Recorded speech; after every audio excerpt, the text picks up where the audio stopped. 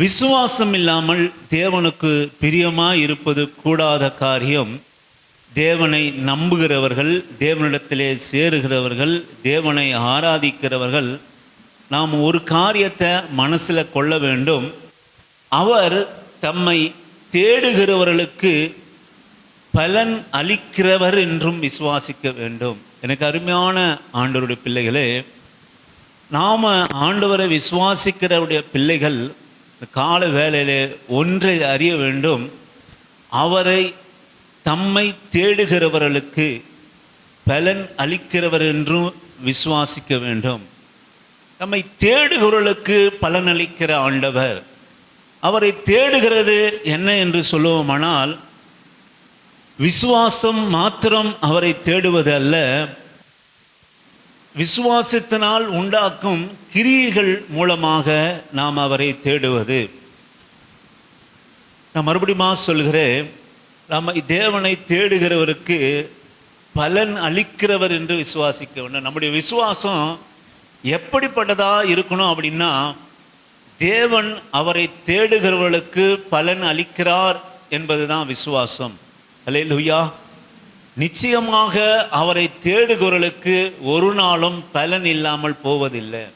அவரை தேடுகிறவர்களுக்கு அவர் பலனளிக்கிற தேவனாக இருக்கிறார். நீங்கள் நோவாவை நீங்கள் கவனிப்பீர்களானால், தற்காலத்திலே காணாதவளை குறித்து தேவ எச்சரிப்பை பெற்று இந்த காலத்திலே, அதனால தான் எபிரேயர் துவக்கத்திலே எழுதப்பட்டிருக்கிறது. நம்மெல்லாம் அறிந்த வசனம், விசுவாசமானது நம்பப்படுகிற உறுதியும் காணப்படாதவைகளினுடைய நிச்சயமாக இருக்கிறது. நான் சொல்லுவேன், விசுவாசம் என்பது நம் கண்களால் காணாததை நான் நம்புகிறது. இன்றைக்கும் நம்முடைய வாழ்க்கையிலே காணாததை குறித்து நம்பிக்கை. நாம் இயேசு கிறிஸ்துவை காணவில்லை, அவருடைய மகிமையை சுதந்திரத்தை நாம் காணவில்லை. ஆனாலும் நம்ம அவரை தேடிக்கொண்டிருக்கிறோம். அனுதினமும் நம்முடைய வாழ்க்கையிலே எல்லா காரியத்திலும், நம்முடைய எல்லா தேவைகளிலே, பலவீனங்களிலே, மற்ற எல்லா காரியத்திலும், இந்த வாழ்க்கையே முடிந்து போனாலும் நமக்கெல்லாம் ஒரு நம்பிக்கை நிமித்தமாக நம்மை ஆண்டவரை தேடிக்கொண்டு இருக்கிறோம். அப்படி தேடுகிற பிள்ளைகளுக்காக வெறுமையோ சிறுமையோ பலனோ பலவீனமோ நாம் ஆண்டவரை தேடுகிறோம். இதுதான் விசுவாசம். இதுதான் விசுவாசம். காணாதவைகளிலே கர்த்தரை தேடுகிறது தான் விசுவாசமாக இருக்கிறது.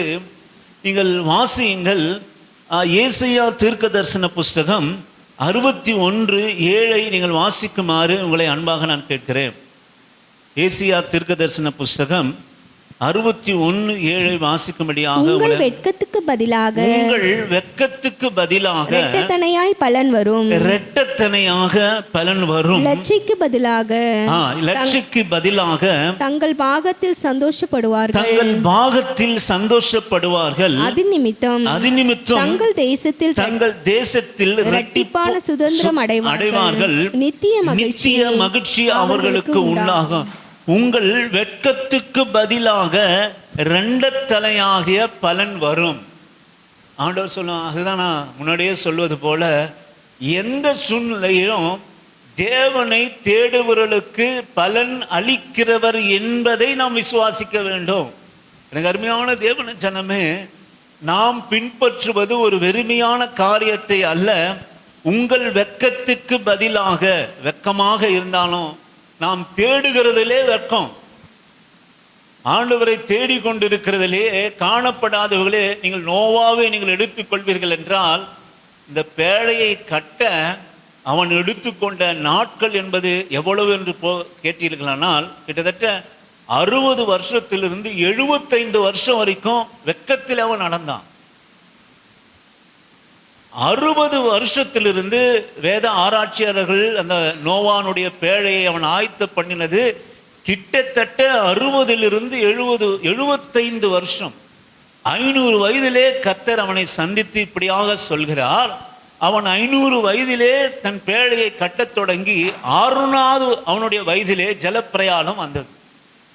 இந்த 65 முதல் 70 வருஷம், 1 முதல் 75 அல்லது 60 வருஷம் அல்லது 70 வருஷம் முழுவதுமாக வெட்கத்திலே அவன் நடந்தான்.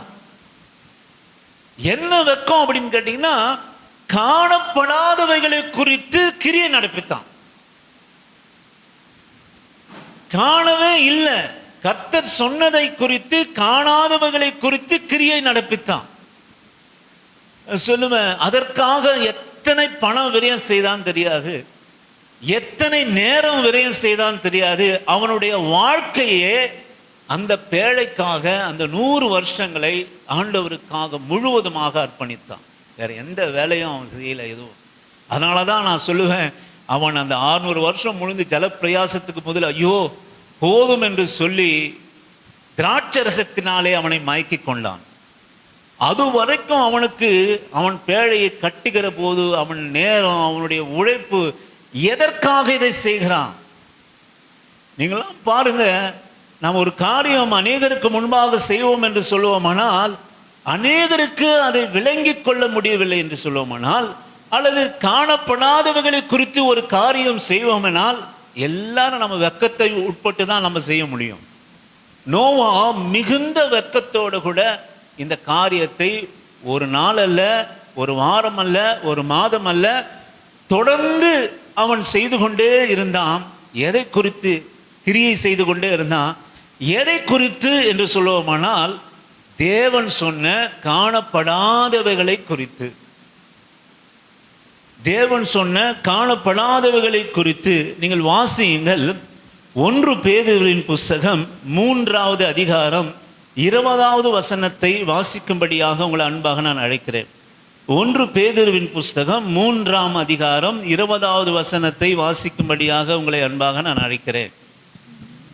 அந்த ஆவிகள் பூர்வத்திலே நோவா பேழையை ஆயத்தம் பண்ணும் நாட்களிலே தேவன் நீடிய பொறுமையோட காத்திருந்த போது கீழ்ப்படியாமற் போனவைகள் அந்த பேழையிலே சிலராகிய 8 பேர் மாத்திரம் பிரவேசித்து ஜலத்தினாலே காக்கப்பட்டார்கள். ஆமென், ஹல்லேலூயா. நீதியை பிரசங்கித்தான். சும்மா கட்டுறது மாத்திரம் அல்ல, பிரயாசப்படுவது மாத்திரம் அல்ல, தேவன் சொன்னதை முற்றிலுமாய் நம்பி காண்கிறதை அல்ல, காணாதவைகளை குறித்து. ஒரு மழை வரும், சூரியன் வரும் என்று சொன்னால் அது நாட்களுடைய நியமனம். அதை குறித்து ஒரு நம்பிக்கையிலே நோவா சில காரியங்களை, சில கிரியைகளை நடப்பித்தானால் அது நல்லது. இங்க எதை குறித்து நோவா நம்பிக்கையாக இருந்தான் என்று சொல்லுவோமானால், காணப்படாதவைகளை குறித்ததான நம்பிக்கை. காணப்படாதவைகளை குறித்ததான நம்பிக்கையிலே நோவா நடந்தான். எனக்கு அருமையான தேவனுடைய பிள்ளையே, நான் சொல்லுவேன், இந்த காலை வேளையிலே காணப்படாத ஒரு பலன் வரும், தேவனை தேடுகிறவர்களுக்கு பலன் வரும் என்கிற நம்பிக்கை. இன்னைக்கு நீதியை பிரசங்கித்தான், ஒரு நாள் அநீதியை பிரசங்கிக்கல. இனி நான் சொல்லுவேன், தேவனுடைய கட்டளைகளை நீதியின் பிரகாரம் பிரசங்கர்களாக இருக்கணும். இத்தனை பொறுமையோடு கூட பல ஆண்டுகளை செலவழித்த நோவா, பல பணத்துகளை செலவழித்த நோவா, தேவன் கட்டளையிட்டபடி அதை செய்து முடித்த நோவா, எல்லாவற்றையும் அந்த தரிசனத்திற்காக அவன் செலவழித்தான். ஆனா அந்த பேழையை ஆயத்தம் பண்ணது எத்தனை பேருக்கு என்று தெரியாது. ஆனால் பிரவேசித்தது யார் என்று சொல்லுவோமானால் நோவாவும் அவனுடைய குடும்பமும். ஆமென். நீதியை பிரசங்கித்தான். எனக்கு அருமையான தேவ ஜனமே, தேவன் நமக்கு ஒரு காரியத்தை கட்டளையிடுவார் என்று சொல்லுவோமானால் அதில் நீதியே இருக்கணும். எனக்கு ஒரு நம்பிக்கை, இன்றைக்கு நான் தனியாக ஆராதித்தாலும் காணப்படாதவைகளை குறித்து கர்த்தர் எனக்கு ஒரு நம்பிக்கை கொடுத்திருக்கிறார். நான் சொல்லுவேன், உங்களையும் என் குடும்பமாக சேர்த்து சொல்கிறேன், ஒரு 8 பேர் இந்த ஆலயத்தின் மூலம் தேவனுடைய ராஜ்யத்தில் பிரவேசித்தாலே போதும். ஆமென், ஹல்லேலூயா. பணத்துக்காகவும் புகழுக்காகவும் பெருமைக்காகவும் இங்கே சபை கிடையாது. நோவாவை கவனித்து பாருங்க. நான் மறுபடியும் சொல்கிறேன், காணப்படாதவைகளை குறித்த நம்பிக்கை 60 வருஷம் முதல் 75 வருஷம் வரைக்கும் பேழை ஆயத்தம் பண்ணணும். எத்தனை கோடிகளை செலவு பண்ணான்னு தெரியாது இந்நாள் மதிப்பு பிரகாரம். ஆனால் என்ன தரிசனம் அப்படின்னு கேட்டிங்கன்னா, ஜலப்பிரயாணம் வந்து பூமியை அழிக்கும், நீ பேழையை ஆயத்தம் பண்ணு, உன்னோட கூட்ட ஒரு ஜனத்தை ஆயத்தம் பண்ணு. நான் சொல்லுவேன், ஒரு நாள் நீதி இல்லாமல் இல்லை, நீதியை பிரசங்கித்தான். இன்னைக்கு ஜனங்களை பேழைக்குள்ளாக ஆயத்தப்படுத்துவதற்காக எதையெல்லாம் பிரசங்கிக்கிறோம், எதையெல்லாம் ஆட்டம் போடுறோம், என்னத்தெல்லாம் காட்டுறோம். ஆனால் ஒன்று சொல்லுவேன், பேதையை ஆண்டவர் ஆயத்தம் பண்ண சொன்னது நீதியை பிரசங்கித்து பிரவேசிப்பதற்காக. அல்லேலூயா. நான் அதுதான் சொல்லுவேன். இந்த சபையில் முடிக்கிற போது ஒரு 20 வருஷம் ஊழியமோ எவ்வளோ வருஷம் முடிக்கிற போது 8 பேர் நீதியை பிரசங்கிக்கிறவர்கள் உள்ளே புகுந்தா போதும் வேலைக்குள்ளாக. ஆமென். அல்லேலூயா. அந்த விசுவாசத்தினால் தான் இந்த இடத்துல நான் ஆராதித்து கொண்டு இருக்கிறேன். நீதியை பிரசங்கிக்கணும். சும்மா ஏதோ ஒன்று சபையை நடத்துகிறோம், ஏதோ வரதெல்லாம் போட்டு கட்டி போட்டு ஏதோ ஒரு பிழைப்புக்காக நம்ம நடத்துக்கிறதல்ல. நீதியை பிரசங்கிக்கிற சபை இருக்கணும். எந்த நம்பிக்கைன்னா, காணப்படாதவைகளை குறித்து எச்சரிப்பை பெற்றான். எதை குறித்து? காணவே இல்லை. சொல்லுவேன், தேவனை தேடுகிறவர்களுக்கு அவன் பலன் அளிக்கிறார் என்பதை நாம் நம்ப வேண்டும். நம் தேவன் நமக்கு பலன் அளிக்கிற தேவன். நீங்கள் நம்புகிற நம்பிக்கை, நீங்கள் ஆராதிக்கிற நம்பிக்கை, உங்கள் கூடுக நான் இங்கே நிற்கிற நம்பிக்கை, நீங்கள் இங்கே உட்கார்ந்து இருக்கிற நம்பிக்கை நமக்கு பலன் அளிக்கிறார் என்பதை நீங்கள் விசுவாசிக்க வேண்டும். ஆமென். அல்லேலூயா. ஆமென். அந்த நம்பிக்கை தான் எனக்கு அருமையான தேவனுடைய ஜனமே. நீ பாருங்க, அந்த பேழையிலே சிலராகிய 8 பேர் மாத்திரம் பிரவேசித்து ஜலத்தினாலே காக்கப்பட்டார்கள். ஆமென். பேழை கட்டப்பட்டது எத்தனை வருஷம்? 60 to 75 வருஷம். அவனுடைய 100 வருஷம் வாழ்நாட்கள் முழுவதும் அந்த பேழைக்காக ஆயத்தம் பண்ணினான். எத்தனை பணத்தை விரயம் பண்ணான்னு தெரியாது. பிரவேசித்தது 8 பேர் மாத்திரமே. ஆமே, 8 பேர் மாத்திரமே. எனக்கு அருமையான தேவஜனமே, நான் மறுபடியும் ஆண்டவருடைய நாமத்திலே சொல்கிறேன், நாம் ஆராதிக்கிற தெய்வம் நமக்கு பலன் கொடுக்கிற தெய்வம். ஆமே ஆமே. எதை குறித்து என்று சொல்லுவோமானால், காணப்படாத நம்பிக்கையை குறித்து. காணப்படாது. இன்றைக்கு உங்களுக்கு இருக்கிற ஆசீர்வாதத்தை, உங்களுக்கு இருக்கிற சுகம், உங்களுக்கு இருக்கிற பலன், உங்களுக்கு இருக்கிற பெருக்கம், உங்க பிள்ளைகளுக்கு இருக்கிற வாழ்க்கை, அது அல்ல. தேவன் எப்படிப்பட்டவர் என்று சொல்லுவோமானால், காணப்படாதவைகளை குறித்த நம்பிக்கை அளிக்கிறார், பலன் அளிக்கிறார் என்பதுதான் நம்பிக்கை. அந்த பலனுக்கு நாம் கிரியை நடப்பிக்க வேண்டும். நீங்கள் வாசியுங்கள், யாக்கோப்பினுடைய புஸ்தகம் 2வது அதிகாரம் 14வது வசனத்தை வாசிக்கும்படியாக உங்களை அன்பாக நான் அழைக்கிறேன். யாக்கோப்பின் புஸ்தகம் 2வது அதிகாரம் 14வது வசனத்தை வாசிக்கும்படியாக உங்களை அன்பாக நான் அழைக்கிறேன். நீங்க கொஞ்சம் கவனிங்க. யாக்கோப்பின் என் சகோதரரே, ஒருவன் தனக்கு விசுவாசம் உண்டென்று சொல்லியும் கிரியைகள் இல்லாதவனானால் அவனுக்கு பிரயோஜனம் என்ன? அந்த விசுவாசம் அவனை ரட்சிக்குமா? ஒரு சகோதரனாவது சகோதரியாவது. 17வது வாசிங்க. 17வது. அப்படியே விசுவாசமும் கிரியைகள் இல்லாதிருந்தால் தன்னிலே தானே செத்ததா இருக்கும். இன்னைக்கு விசுவாசிக்கிறவன் கிரியை இருக்கணும். நான் சொல்லுவேன், நான் ஒரு இந்து குடும்பத்தில் பிறந்தவன். ஆண்டவரை விசுவாசித்து ஏற்றுக்கொண்ட போது கஷ்டத்தில் கண்ணீரில் இருந்தேன். ஆனால் ஒன்று மாத்திரம் எனக்கு தெரியும், நான் வேதத்தை இரவு பகலாக நான் தியானிப்பேன். ஜனக்கூட்டம் என்னிடத்தில் இல்லை, பொருள் இல்லை, பணம் இல்லை, வசதி இல்லை, வாய்ப்பு இல்லை. ஆனால் ஒன்று இருக்கும், இந்த வேதம் என்னிடத்தில் இருக்கும். இந்த வேதம் கொடுக்கிற சந்தோஷம் அது மிகுதியாக இருக்கும்.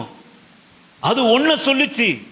அந்த வேதம் ஒன்று எனக்கு கற்றுக் கொடுத்தது, கிரியை நடப்பிக்கிற விசுவாசமாக இருக்கணும். இன்னைக்கு நம்ம விசுவாசிக்கிறோம்.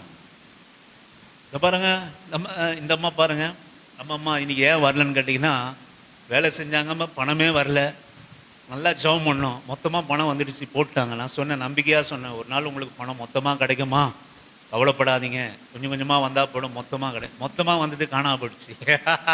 எங்கே போச்சு? புள்ள இடத்துல போச்சா இல்லை எங்கே போய்? அதான் நான் சொல்லுவேன், ஆண்டவர் தருகிற ஆசீர்வாத பலம் நம்ம கேட்குறோம்ல, அதை கர்த்தருக்காக கொடுக்கணும். நீ நேரமானாலும் சரி, எதுவானாலும் சரி, நீ கேட்கிறதை யாருக்காக கொடுக்கணும்னா. ஆனால் இன்றைக்கு அநேகர் என்ன செய்கிறாங்க அப்படின்னு கேட்டிங்கன்னா, கேட்கிறது ஒரு இடம், கொடுக்கிறது ஒரு இடம். ஆமென். அதனால தான் அந்த ஆசீர்வாதம் வேதனையா போயிடுது அநேகருக்கு. நான் ரொம்ப உறுதியா இருக்கிறேன், யாரையுமே இந்த வாயில சபிக்க கூடாது. அநேகர் சபிச்சிருவாங்க. திருமணம் தம்பி எலியா ஒருத்தர் வந்தாரு. அவர் பாருங்க, உங்களுடைய அந்த நடிப்புலாம் உங்களுக்கு தெரியுமா தெரியாதா? பலிபீடத்துக்கு தெரியும் எதற்காக வந்தாரு, எதற்காக போனாரு என்னன்ட்டு. ஆனா சொல்லுவேன், வேற எந்த சபையாவது இருந்துன்னா சபிச்சிரும். ஒரு நாள் நீங்க சபைக்கு வரல அப்படின்னா வீட்டில் போய் சபிப்பாங்க. சிஸ்டர் பிரதர் நல்லா தெரிஞ்சுங்க, எங்க மனைவி கிட்ட நேத்தி நான் சொல்லியிருந்தேன்ப்பா, ஒருவரையும் சபிக்க கூடாது, கர்த்தர் சபிக்கிறவரே அல்ல. ஒருவரையும் அவர்கள் பிரகாரம் விட்டுணும். ஒருவரையும் நம்ம வாயினால ஆண்டவருடைய ஊழியத்தை செய்யணும் சபிக்க கூடாது. மற்ற சபையா இருந்தா சபிச்சிருவாங்க, தேவையில்லாததை பேசுவாங்க, வருத்தப்படுத்திடுவாங்க. ஆனால் நான் சொல்லுவேன், உங்களை நடத்துவர்கள் கஷ்டத்தோட கண்ணீரோடு கூட நடத்தினா உலக பிரகாரம் நான் சொன்னால் நம்ம சரிப்படாது. சந்தோஷமாக நடத்தணும், அந்த ஆசீர்வாதம் பலன் நமக்கு கிடைக்கும். அதில் நான் ஜாக்கிரதையாக இருக்கிறேன். பிள்ளைகள் ஒரு நாள் இல்லைனாலும் ஒரு நாள் அவர்கள் உணர்ந்து கொள்வார்கள். தேவன் யார் என்பது, அந்த நம்பிக்கை யார் என்பதை அவர்கள் உணர்ந்து கொள்வார்கள். நம்ம அவசரப்பட்டு அவர்களை வீணாக நம்ம சபிச்சிடக்கூடாது. அது நான் சொல்லுவேன், உலகத்தில் உத்தமம் இல்லாதவன் எதனா கோபத்தில், ஆதங்கத்தில், மன கஷ்டத்தில் பேசினாவே அது நடக்கும் இல்லைங்களா? அப்போது ஒரு தேவனுடைய பிள்ளைகளை ஆசீர்வதிக்கிறவர்களாக நாம் இருக்கணும். எந்த சூழ்நிலையிலும் தேவனுடைய பிள்ளைகளை அவர்கள் எப்படி இருந்தாலும் நல்லா இருக்கணும். நல்லா இருக்கிறாங்க என்ற அந்த அந்த இது இன்னைக்கு ஒரு சந்தோஷம் எனக்கு. அந்த அம்மாவை குறித்து எனக்கு துக்கம் இல்லை, இந்த மகனை குறித்து எனக்கு துக்கம் இல்லை, எனக்கு சந்தோஷம். என்னன்னா வந்துடுச்சு, வராமல் இருந்தது வந்துடுச்சு. ஆனால் நீங்கள் சொல்லுவேன், அந்த மகள் பணம் வரலன்ற போது நான்லாம் ரொம்ப கஷ்டப்பட்டேன். இந்த காணிக்கையிலிருந்து ஒரு நாள் கூட நான் கொஞ்சம் எடுத்து கொடுத்தேன், கஷ்டப்பட்டேன். ஆனால் இன்றைக்கு நான் சந்தோஷப்படுகிறேன். அவங்க வராங்க உலகத்தில் கொண்டு போய் சேர்க்கிறாங்க. அவர்களுக்கு உண்டானதை என் தேவன் பலனை அருளினார், நம்ம ஜபத்தை கேட்டார் என்பது. நான் சொல்லுவேன், கிரியை இல்லாத விசுவாசம் செத்ததா இருக்கிறது, அது பயனே தராது. ஒரு கிறிஸ்தவ விசுவாசம் கிரியை செய்கிற விசுவாசமா இருக்கணும். நான் சொல்லுவேன், கிரியை செய்கிற ஆரம்பிச்சதுதான் இந்த சுவிசேஷ அறிவிப்பு. இந்த சபை நடுத்தல வெறுமையாக கொஞ்சம் ஒரு சில பேரெல்லாம் இருந்தாலும் நாம் எதற்காக நடத்துகிறோம்னா நம்ம கிரியை விட்டு கொடுக்கூடாது. நோவா பேழையை கட்டுகிற போது எத்தனை அவமானம், எத்தனை வெட்கம், எத்தனை நிந்தை இருந்திருக்கும் தெரியுங்களா? ஏன் என்று சொல்லுவோம்னால், காண்கிறதை பற்றி ஒரு நம்பிக்கை இல்லை. எங்க நோவா ஒரு கார் வாங்கியிருந்தான்னா அந்த நேரத்தில் எல்லாரும் சந்தோஷப்பட்டிருப்பாங்க. ஏன்னா கார் போறதுக்கு பிரயோஜனப்படும். காண்கிறது எப்போ 100 வருஷத்துக்கு அப்புறம் ஒரு ஜலப்பிரயாகம் வரும், நீங்களெல்லாம் அழிஞ்சு போவீங்க, உள்ள போய் உங்களை பாதுகாப்புறதுக்கு ஒரு பேழையை உண்டாக்கும் நோவா என்று சொன்ன போது அதை செய்தான். ஜலப்பிரயாயம் சூழ்நிலை இல்லை, காணப்படலை, ஒன்றுமே தெரியல. அதை போலதான் நான் சொல்கிறேன், எனக்கு அருமையான தேவ ஜனமே, நம்முடைய ஆசீர்வாதம், நம்முடைய உயர்வு, நம்முடைய நல்ல நம்பிக்கை இன்றைக்கு நம்முடைய கண்களிலே தெரியவில்லை என்றாலும், காண்கிறதை நம்புகிறது விசுவாசம் அல்ல, காணப்படாதவைகளை நம்புவது தான் விசுவாசம். ஆமென், அல்லேலூயா. இன்றைக்கு உங்களுடைய விசுவாசம் எதற்காக கிரியை நடக்க வேண்டும் என்று சொல்லுவோமானால், காணப்படாதவைகளை குறித்த நம்முடைய தேவன் காணாத தேவன். அல்லேலூயா. அவரை காணல, நம்ம கண்ணால காணல. இயேசு ஒருவர் இருந்தார், அற்புதம் செய்தார், எனக்காக மரித்தார் என்பதை நாம் காணவில்லை. அதான் ஆண்டவர் சொன்னாரு தோமாவை பார்த்து, நான் ஒரு விழாவிலே விரல விட்டு பார்த்தாதான், அந்த விழாவில் அங்கே குத்துனாங்க, அதை நான் பார்த்தேன். சிலுவையிலே விழாவில் குத்துனாங்க பார்த்தேன், அடக்கம் பண்ணும்போது கூட அந்த விழாவில் இருந்தது நான் பார்த்தேன். ஆனால் அந்த விழாவினுடைய காயத்தில் நான் விரலை விட்டு பார்த்தாதான் இன்றைக்கு அவர் உயிரோடு கூட எழுந்தேன் என்று நான் நம்புவேன் என்று தோமா சொன்னான். அதுக்கு ஆண்டவர் ஒரு அழகான ஒரு வார்த்தை சொன்னார், இன்றைக்கு காண்கிறதை விட காணப்படாத விசுவாசம் பாக்கியவான். ஆமென், ஹல்லேலூயா. இன்றைக்கு நீங்களும் நானும் இயேசு கிறிஸ்துவை கண்ணார காணலை, ஆனாலும் நாம் அவரை விசுவாசிக்கிறபடினாலே நாம் பாக்கியவான். நிச்சயமாக நம்முடைய வாழ்க்கையிலே நாம் பலனை பெற்றுக்கொள்ளுமா. முடியலன்னா நீங்கள் அந்த ஓரமாக போய் உட்காந்துங்கம்மா, சாய்ந்து கொண்டு உட்காந்துங்க. நீங்கள் வாசிங்கள். தொடர்ந்து 17வது வசனத்தை வாசிக்கும்படியாக உங்களை அன்பாக நான் கேட்கிறேன். அப்படியே கிரியை இல்லாத விசுவாசமும் செத்ததா இருக்குது. 20வது வசனம். வீணான மனுஷனே, வீணான மனுஷனே, கிரிகள் இல்லாத விசுவாசம், கிரியை இல்லாத விசுவாசம் செத்ததென்று நீ அறிய வேண்டும். செத்ததென்று நீ அறிய வேண்டுமோ? நீங்கள் வாசியுங்கள். 22 26 வரை வாசிக்குமாறு உங்களை அன்பாக நான் அழைக்கிறேன். விசுவாசம் அவனுடைய கிரியைகளோட கூட முயற்சி செய்து கிரியைகளினாலே விசுவாசம் பூரணப்பட்டதென்று காண்கிறாயே. அப்படியே ஆபிரகாம் தேவனை விசுவாசித்தான், அது அவனுக்கு நீதியாக எண்ணப்பட்டது என்கிற வேத வாக்கியம் நிறைவேறிற்று. அவன் தேவனுடைய சிநேகிதன் எண்ணப்பட்டான். ஆதலால் மனுஷன் விசுவாசத்தினாலே மாத்திரமல்ல, மனுஷன் விசுவாசத்தினாலே மாத்திரமல்ல, கிரியைகளினாலே நீதிமான் ஆக்கப்படுகிறான் என்று நீங்கள் காண்கிறீர்களே. வசனத்தை கொஞ்சம் ஜாக்கிரதையா வாசிக்கணும். கிரியைகளிலேயும் அப்படின்னு இல்ல, கிரியைகளிலே அப்படின்னு இருக்கு வசனம். கிரியைகளிலேயும் நீதிமாக்கப்படுகிறான். விசுவாசத்துல மாத்திரமல்ல, கிரியைகளிலேயும் நீதிமானாக்கப்படுகிறான் என்று நீங்கள் காண்கிறீர்களே. வாசிங்க சிஸ்டர். அந்தபடி ராகாப் என்னும் வேசி தூதர்களை ஏற்றுக்கொண்டு வேறு வழியாய் அனுப்பிவிட்ட போது கிரியைகளினாலே அல்லவோ நீதி உள்ளவர்களாக்கப்பட்டால், அப்படியே ஆவி இல்லாத சரீரம் செத்ததாய் இருக்கிறது போல கிரியைகளில் இல்லாத விசுவாசமும் செத்ததாக இருக்கிறது. ஆவி இல்லாத சரீரம் என்ன ஆகும்? 2 நாள்ல என்ன ஆகும்? ஆவி இல்லாத சரீரம் சொல்லுங்க. ஆவி நம்ம கிட்ட இல்லை அப்படின்னா இது ஒரு பெரிய தியானம். ஆவி இருக்கிற வரைக்கும் தான் மனுஷன். ஆமென். அதுதான் ஆவி. இந்த ஆவி எப்படி இருக்கணும்னா பரிசுத்த ஆவியானவரோட இணைந்து இருக்கணும். நம்ம ஆவி எங்கே தான் போகுது அப்படின்னா பரலோகத்தில் போகுது. இதுதான் நம்பிக்கை. ஆவி இல்லாத சரீரம் எப்படி இருக்குன்னா, இந்த சரீரத்துக்காக நாம் எத்தனையோ போராடுறோம், எத்தனையோ பண்ணுறோம், எவ்வளவோ சாப்பிட்றோம், என்னவோ பண்ணுறோம், என்னவோ உடுத்துறோம். எனக்கு அருமையான தேவஜனமே, ஆனால் இந்த ஆவி மாத்திரம் இல்லைன்னா அந்த சரீரம் என்ன ஆகும்? சொல்லுங்களேன், சொல்லுங்க. என்னதான் வேதம் என்ன சொல்லிச்சு? ஆவி இல்லைன்னா என்னங்க ஆகும்? சரீரம் செத்துதான் போயிடும். அப்போ சரீரத்தை விட ஆவி மேலானது, ஆவி உயர்ந்தது என்பதை புரிந்து கொள்ளணும். எனக்கு அருமையான தேவஜனமே, இன்றைக்கு எல்லா உலக மனுஷனும் ஒன்று நீங்கள் புரிந்து கொள்ளணும், நம்முடைய மாமிசத்தை விட ஆவி உயர்ந்தது. ஆவி எங்கிருந்து வந்தது? சரீரம் எங்கிருந்து வந்தது? மண்ணிலிருந்து வந்தது. இது எங்கே திரும்பும்? மண்ணுக்கு போயிடும். ஆவி எங்கே போயிடும்? தான் தந்த தேவனிடத்திற்கு போகும். இது மண்ணோட போயிடும். அப்போ நம்ம எதற்கு முக்கியத்துவம் தருகிறோம்? சொல்லுங்க. மேலானது, உள்ளானது ஆவி, வெளியானது சரீரம். இன்னைக்கு சரீர பிரகாரம் அநேகத்தை நாம செய்கிறோம். உள்ளானதுகள் எப்படிப்பட்டதா இருக்குது? அழகுள்ளதா இருக்குதா? நம்முடைய ஆவி அழகுள்ளதா இருக்குதா? நம்முடைய ஆவி தேவனை அலங்கரிக்கிறதா? நம்முடைய ஆவி குடும்பங்களை அலங்கரிக்கிறதா? நம்முடைய சுபாவத்தை அலங்கரிக்கிறதா? நம்முடைய வார்த்தையை அலங்கரிக்கிறதா? நான் சொல்லுவேன், ஆவி இல்லாமல் வார்த்தை இல்லை, ஆவி இல்லாமல் உணர்வு இல்லை, ஆவி இல்லாமல் பேச்சு இல்லை. ஆவி இல்லைன்னா நீங்கள் இங்கே நடந்து வர முடியாது. தெரியுமா உங்களுக்கு? இந்த முகத்தில் நல்லா மேக்கப் போடுறோம், ஒரு நாள் தாடி வைக்கிறோம், ஒரு நாள் எடுக்கிறோம், ஒரு நாள் என்னென்னவோ பண்ணுறோம். நான் சொல்லுவேன், உள்ள ஒன்று இல்லைன்னா 2 மணி நேரத்தில் ஈ முக்கியம் என் மேலே வந்து. தெரியுமா உங்களுக்கு? அல்லேலூயா. நான் பொதுவாக எந்த திருமணத்துக்கு காரியத்துக்கு அதிகமாக போகிறதே இல்லை. ஆனால் எந்த முடிவையும் நான் பார்க்காம இருக்கிறது இல்லை.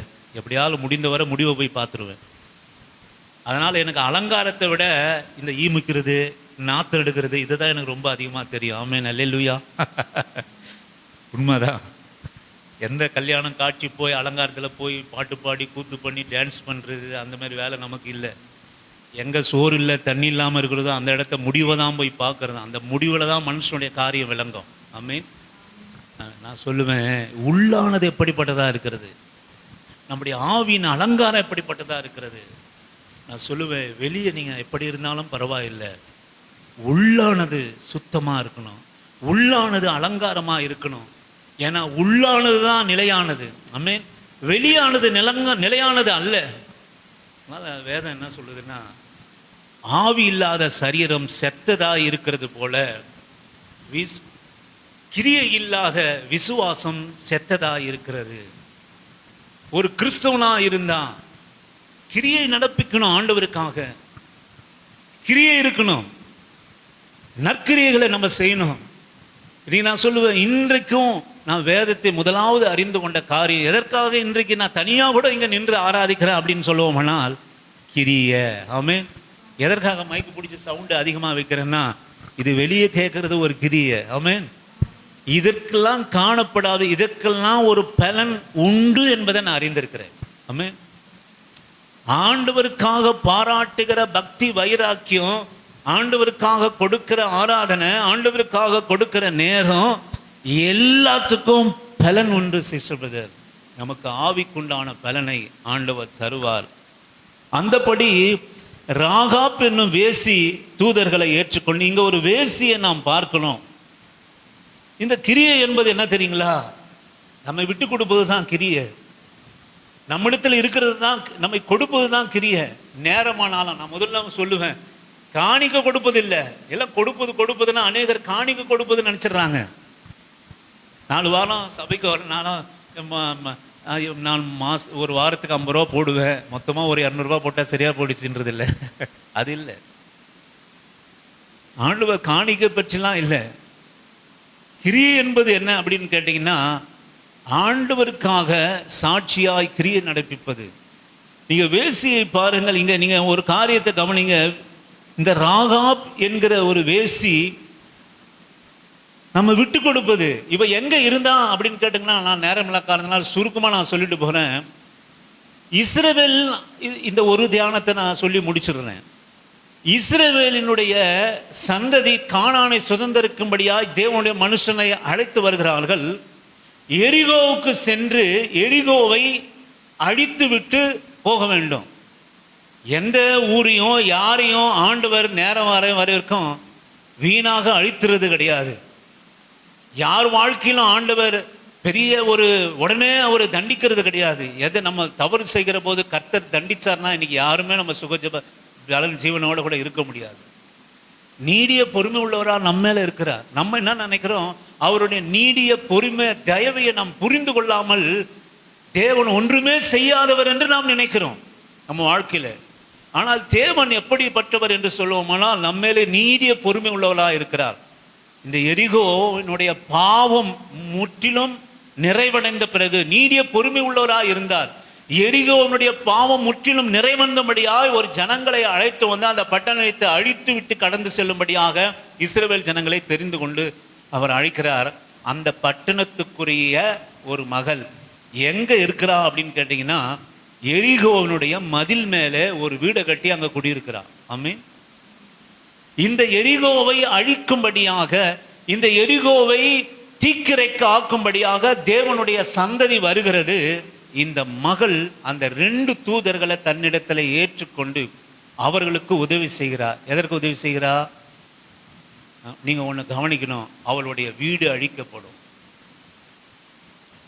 அவள் மதில் மேலே குடியிருக்கிறவளா? நீங்கள் வாசியுங்கள், அந்த வசனத்தை நீங்கள் வாசியுங்கள். அவள் எங்கே குடியிருந்தாள் என்று சொல்லுவோமானால், யோசுவாவின் புஸ்தகம் 2:1 வாசிக்கும்படியாக உங்களை அன்பாக அழைக்கிறேன்.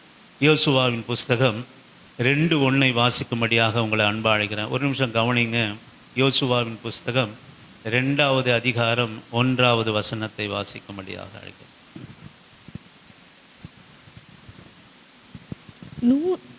யோசுவாவின் புஸ்தகம், நூனின் குமாரனாகிய யோசுவா சீத்திமில் இருந்து வேவுக்காரராகிய 2 மனுஷரை ரகசியமாய் வேவு பார்க்கும்படி அனுப்பி நீங்கள் போய் தேசத்தையும் எரிகோவையும் பார்த்து வாருங்கள் என்றான். அவர்கள் போய் ராகாப் என்னும் பெயர் கொண்ட வேசியின் வீட்டுக்குள் பிரவேசித்து அங்கே தங்கினார்கள். அந்த தேசத்தை அழிக்கும்படியாக, தீக்கிரைக்கு ஆக்கும்படியாக அங்கே வேசினுடைய வீட்டிலே அவள் தங்கியிருந்தால். நீங்க 15வது வசனத்தை வாசிக்கும்படியாக. அப்பொழுது அவர்களை கயிற்றினாலே ஜன்னல் வழியா இறக்கிவிட்டாள். அவள் வீடு அலங்கத்தின் மதிலில் இருந்தது. அவள் வீடு எங்க இருந்தது? அலங்கத்திலே மதிலே. நம்ம கிறிஸ்தவங்களெல்லாம் ரொம்ப அறிந்திருப்போம். எரிகோ மதிலும் முன்னே வந்தாலும் இயேசு எந்தன் முன்னே செல்கிறார் அப்படின்னு நம்ம பாடுவோம் இல்லைங்களா? எரிகோ மதில் முன்பே வந்தது. இப்போ இந்த ஜனம் எங்க போகுது அப்படின்னு கேட்டீங்கன்னா கொஞ்சம் கவனிங்க தயவு செய்து. எரிகோ கோட்டையை தகர்த்துவதற்காக போகுது. ஆனா இந்த மகன் எங்க தான் குடியிருக்கிறா? எரிகோ மதில் மேல குடியிருக்கிறா. முதலாவது யாரு அடிக்கப்படுவா? இவ வீடு தான் அடிக்கப்படும். இவளுடைய குடும்பம் தான் அழிக்கப்படும். இவளுடைய வீடு நிர்மூலமாக்கப்படும். மதில் மேலே இவள் அலங்கத்தின் மதில் மேலே இவள் குடியிருந்தா. அலங்கத்தை உடைத்தாதான் உள்ளே போக முடியும். அப்ப முதலாவது அழிக்கப்படுவது யார் என்று கேட்டீங்கன்னா ராகாப் என்கிற வேசி. நான் சொல்லுவேன், ஆண்டவரை தெரிந்து கொள்வதற்கு முன்பாக நான் எப்படி இருந்தாலும் கவலை இல்லைங்க. நீ எப்படிப்பட்ட பாவியா இருந்தாலும், யாரை எப்படி நீ இருந்தாலும் கவலை இல்லை. ஆனால் ஆண்டவரை விசுவாசித்து நாம் கிரியை செய்கிற போது நம்மை ஆண்டவர் பரிசுத்தப்படுத்துவார்.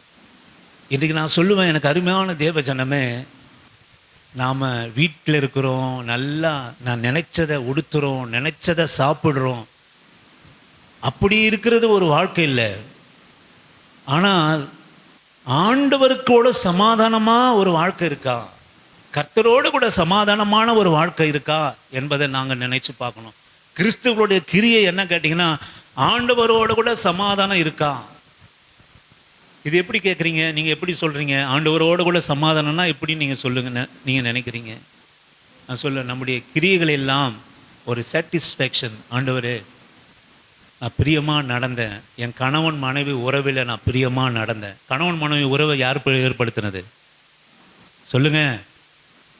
கணவன் மனைவி உறவை யார் ஏற்படுத்தினது? ஒரு புரோக்கர் வந்தார், 10,000 ரூபாய் கொடுத்தோம், அவர் தான் காட்டி விட்டார்.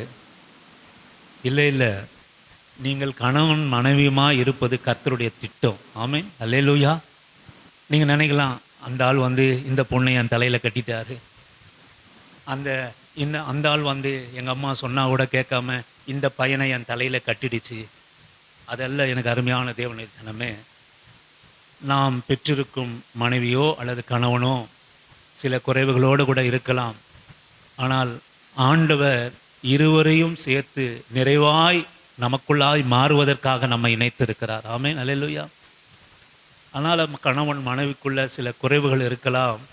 நான் சொல்ல, ஒருவர் பாரத்தை ஒருவர் சுமந்து நடத்துவது தான் குடும்பம். ஆமே, இருந்தால் சரியில்லை, நான் எதிர்பார்த்த மாதிரி இல்லை, நான் எதிர்பார்த்த மாதிரி இந்த பொண்ணு இல்லை, நான் எதிர்பார்த்த மாதிரி இந்த பையன் இல்லை, இந்த வாழ்க்கை ஒன்றும் பிரயோஜனப்படாது, இது கர்த்தர் கொடுக்கல, இது ஒன்றும் விளங்குற மாதிரி தெரியல, அப்படி நாம் நினைக்கக்கூடாது.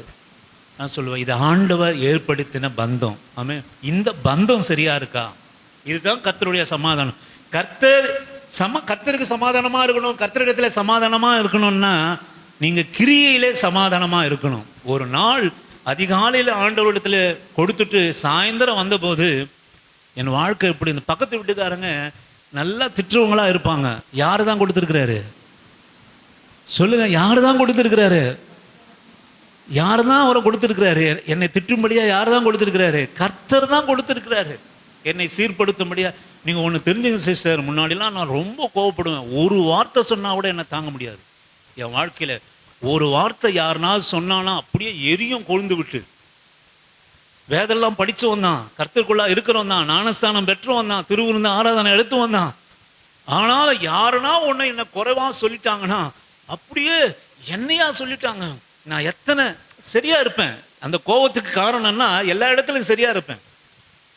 அப்போ எனக்குள்ள என்ன வைராக்கியம்னா, என்னையா சொல்லிட்டாங்க, நான் எவ்வளோ ஓரளவுக்கு என்னால் முடிஞ்ச வரைக்கும் உண்மை என்னையா சொல்லிட்டாங்க, நான் எவ்வளோ பர்ஃபெக்டாக என்ன சொல்லிட்டாங்களே எப்படியாவது அப்படின்னு வெறி ஏற்படும். ஆனால் கொண்டு வந்து வச்சார் ஒரு ஆளை. ஒரு நாள் சொல்ல, 12 மணி நேரம் பொண்டாட்டிய பிள்ளைய என்னைய வயிற்றுக்கு என்ன தின்றான் அவன்லாம். இத்தனைக்கும் அதுக்கு காரணம் என்னன்னு கேட்டிங்கன்னா ஒன்றுமே இல்லை சிஸ்டர். ஆராய்ந்து அறிந்து உட்கார்ந்து பார்த்தா ஒரு சிஸ்டர் அன்னைக்குன்னு என்னை திட்டுற போது இங்கே வந்தாங்க. அவங்க வந்துட்டு பயந்து போயிட்டு அங்கே தெருவில் நின்று என்னத்துக்கு தான் திட்டுறாங்க, கொஞ்சம் பார்ப்போமேன்னு நின்று கேட்டுட்டு போனாங்களாம். ஒண்ணுமே இல்லைங்க, திட்டுற முடிவுல ஒண்ணுமே இல்லை, ஏதாச்சும் ஒரு காரணமே நான் கண்டுபிடிக்கலன்னு திரும்ப போயிட்டாங்க. அப்புறம் என்ன பார்த்துருக்குறாங்க, எதுவுமே தெரியாத மாதிரி இத்தனை திட்டம் வாங்கின்னு அப்படியே போயிட்டு இருக்கிறாரு, இதெல்லாம் ஒரு ஜென்மமான அவங்க நினைச்சிருப்பாங்க.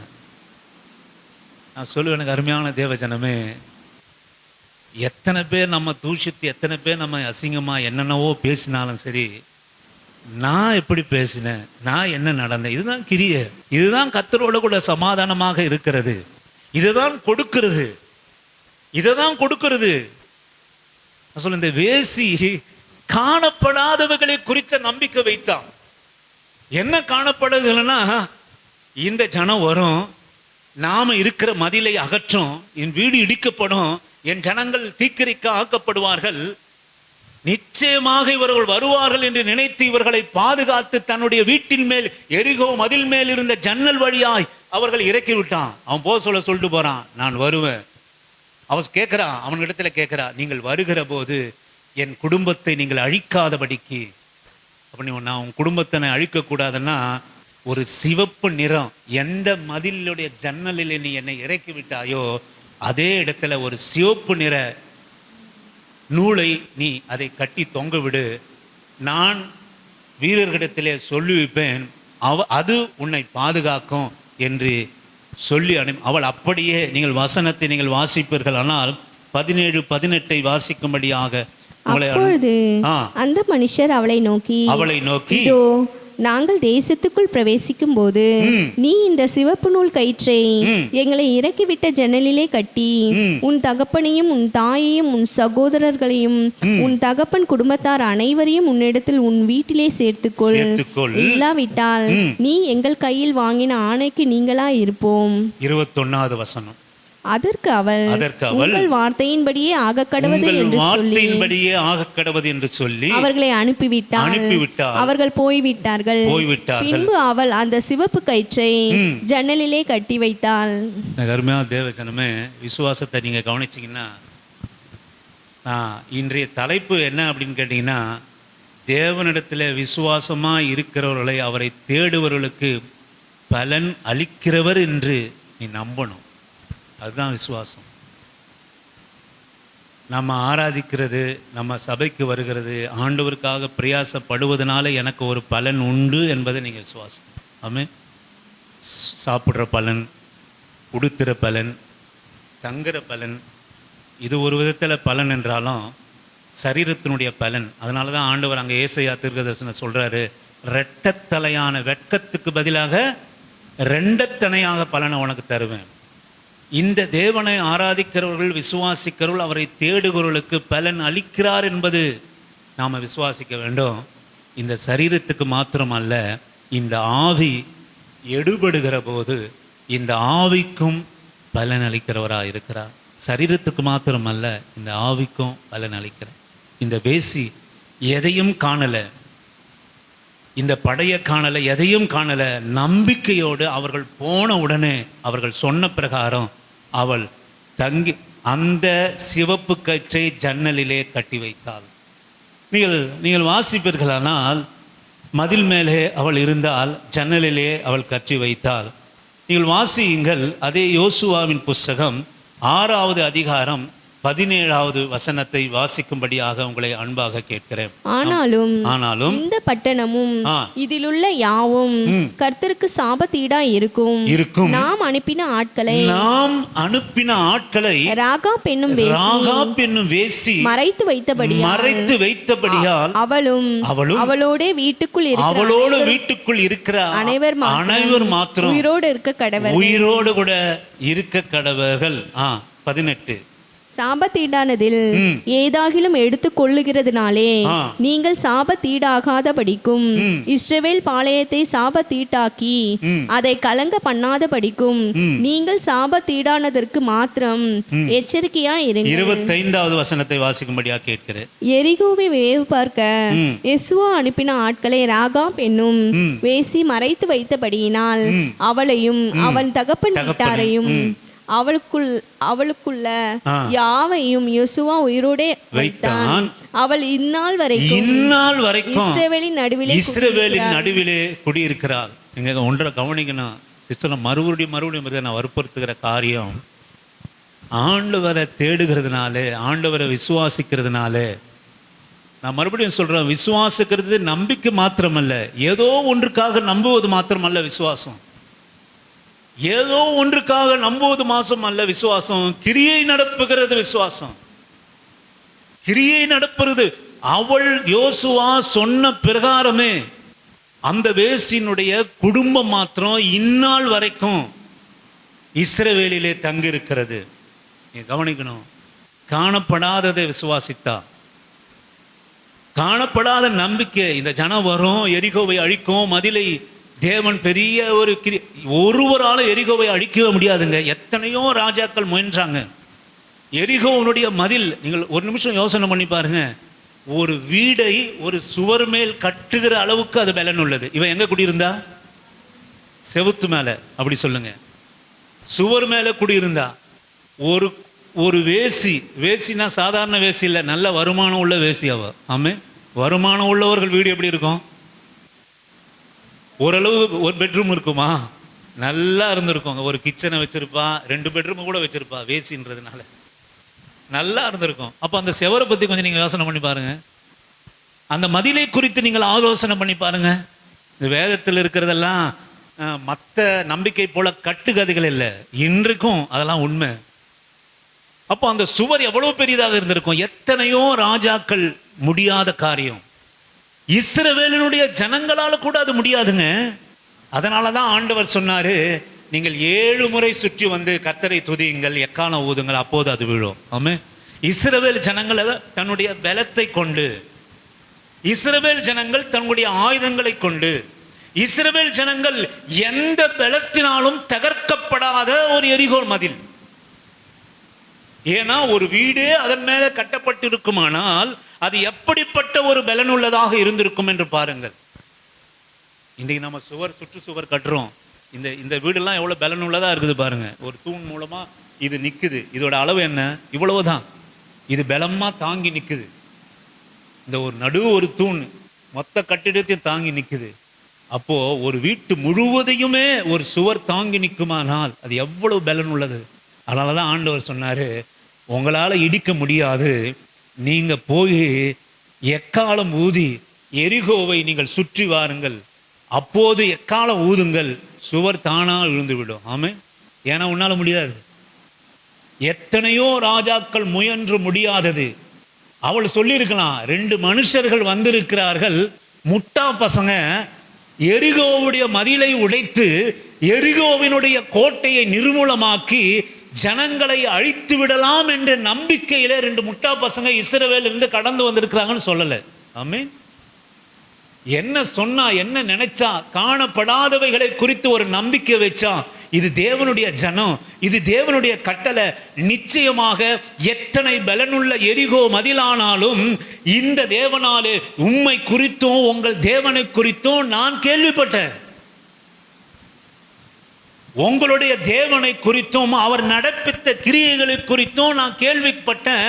அந்த கேள்விப்படுவதற்கு முன்பாக என் தேசத்தினுடைய எரிகோ மதில்கள் எத்தனை பலனுள்ளதா இருந்தாலும் எப்படியும் உங்கள் தேவன் அதை உடைப்பார், அகற்றுவார், இந்த தேசத்தை நிர்மூலமாக்குவார் என்பதை அறிந்த காணப்படாதவைகள் குறித்த மேல் நம்பிக்கை வைத்த வேசி. ஆமே. காணப்படலை. இது எரிகோ எத்தனை ராஜாக்கள் உடைக்கப்படலை. அதற்குள்ளே இருக்கிற ஜனங்களில் ஒரு ஈ காக்கா கூட நுழைய முடியாது. அத்தனை மதில், அத்தனை உறுதித்தன்மை உடையது. ஒரு வீடே மதில் மேல் கட்டப்பட்ட கூட இருக்கிற சுற்றுச்சுவர் கொண்ட அலங்கமுள்ள வீடு. அவள் அந்த மதில் மேல நம்பிக்கை வைக்கல. நான் சொல்லுவேன், காணப்படாதவைகளை குறித்த ஒரு நம்பிக்கை வைத்தா இந்த ஜனம் வரும், இது எக்காலம் ஊதும், எப்படியாய் இந்த மதில் அகற்றப்படும், இந்த கோட்டை தகர்க்கப்படும். ஆகையினாலே இத்தனை பெரிய பாதுகாப்புக்கு முன்பாக என்னுடைய நம்பிக்கை விசுவாசம் இல்லை. இந்த காணப்படாத இந்த ஜனங்கள் மேலே நான் நம்பிக்கை வைக்கிறேன். நிச்சயமாக இவர்கள் அழிப்பார்கள். மதில் அழிக்கப்படும், என் வீடு அழிக்கப்படும், என் ஜனங்களெல்லாம் அழிக்கப்படும், தேசம் அழிக்கப்படும் என்று நம்பிக்கை வைத்து, காணப்படாதவைகள் மேலே நம்பிக்கை வைத்து அந்த 2 மனுஷரை ஏற்றுக்கொண்டு அவர்களை கனப்படுத்தி தப்புவித்தால் நான் சொல்கிறேன், இன்று வரைக்கும் இஸ்ரவேலிலே அந்த மகள் குடியிருந்தாள் என்று வேதம் அழகாக சொல்லுகிறது. நீங்கள் அதை நான் ஒரு முறை வாசிக்கிறேன். அந்த அவளையும் அவன் தகப்பன் வீட்டாரையும் அவனுக்குள்ள யாவையும் யோசுவா உயிரோடு வைத்தான். அவள் இந்நாள் வரைக்கும் இஸ்ரவேலின் நடுவிலே குடியிருக்கிறாள். அவள் இஸ்ரவேலினுடைய தேசத்துக்குரியவளாக மாறி போனாள். ஜீவனோடு கூட அவள் குடும்பம் காப்பாற்றப்பட்டது.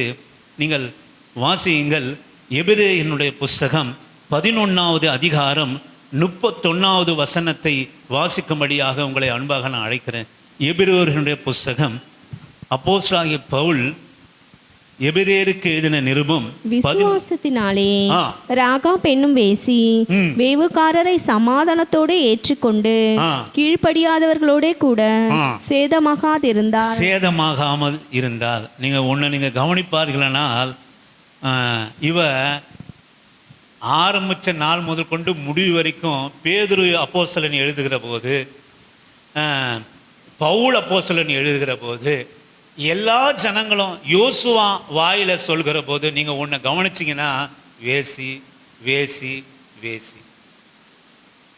பேதுரு அப்போஸ்தலன் காலத்துக்கும் அவள் யோசுவாவின் காலத்துக்கும் எத்தனையோ 1000 ஆண்டுகள் உண்டு. ஆனால் பேதுரு அப்போஸ்தலன் என்ன எழுதுறாருன்னு கேட்டிங்கன்னா, வேசி. அந்த வேசி விசுவாசித்து, நீங்கள் 1 பேதுருவின் புஸ்தகம் வேண்டாம் விடுங்க, நீங்கள் அதை கவனித்தீர்களானால், இவளை எல்லாரும் எழுதுகிற போது யோசுவாவும் வேசி காக்கப்பட்டாலே, வேசி இந்நாள் வரைக்கும் இருக்கிறாரு.